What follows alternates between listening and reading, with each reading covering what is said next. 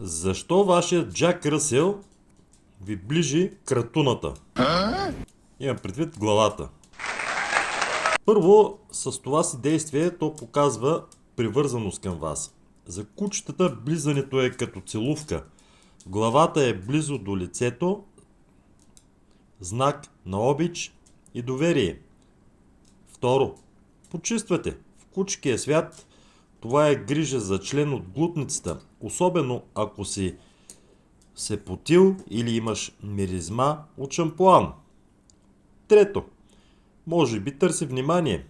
Ако реагираш, смях, говорене, галене, то научава. Близна, получавам внимание. Подчинение и уважение. Някои кучета ближат по-високо лице, глава, за да покажат, че те признават за водач. Понякога това близане на главата може да е провокирано и от скука, тъй като джак ръселите са енергични